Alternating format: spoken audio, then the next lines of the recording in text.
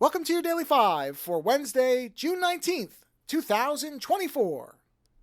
There has been some reporting in the last few days that Apple, and this is not confirmed, this is at this point, at least to this recording, as the moment I'm doing it, still speculation, or at least reporting on rumors or whatever, leaks, who knows, that Apple is pausing development on their higher-end Vision Pro headsets in order to prioritize coming out with a cheaper version of the headset, that there may be some delay or trouble doing that because the displays, the actual display hardware to make a lower end headset may not exist at the price point Apple is aiming for.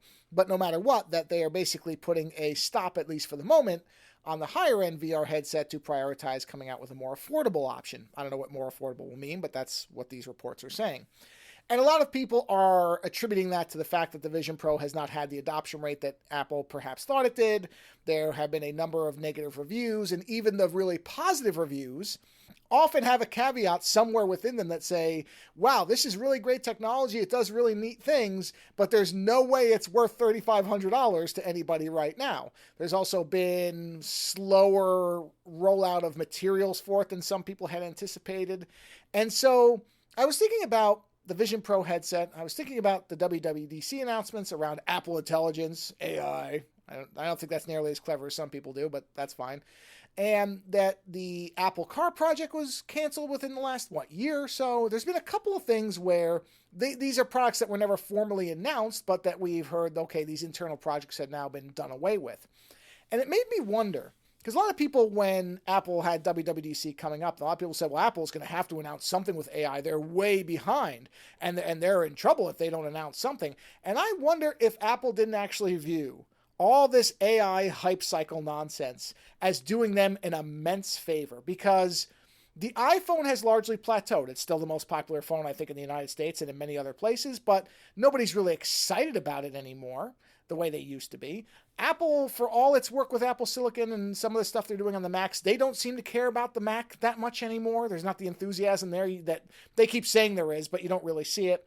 The iPad has not been the computer replacement that for a while they were pretending it was. It just hasn't been realized, mostly because of the OS.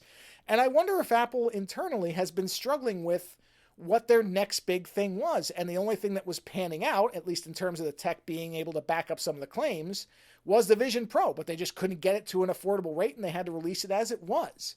And so I wonder if by having to do AI, if that actually gave Apple the ability, the cover, to say, okay, we're gonna turn everybody's attention to this because that's where their attention is anyway, and this lets us fall back a bit on the Vision Pro and see if we can get it closer to where, if we can deliver the technology that's interesting and amazing enough for what the pricing could be, that it will turn the tide on that particular technology.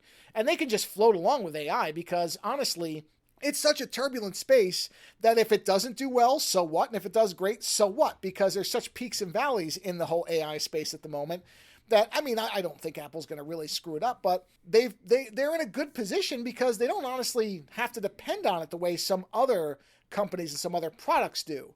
They can't make Siri any worse, it doesn't seem like, so it can only become hopefully somewhat better. They'll give people the option. For people who are all invested in this stuff, they'll have that ability to use it with things. For people who don't want to use it and think that it's still insecure and it doesn't have enough privacy protections, well, then don't use it. So they've covered themselves well.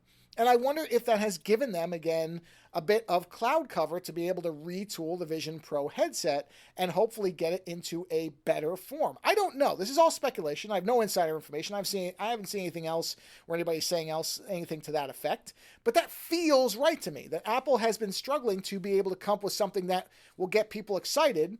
And they threw the Vision Pro out there, hoping that maybe because it was in many ways so superior to other headsets, that it might charge up people and get them interested. But with that price point, it was always going to be difficult. Not impossible, but difficult.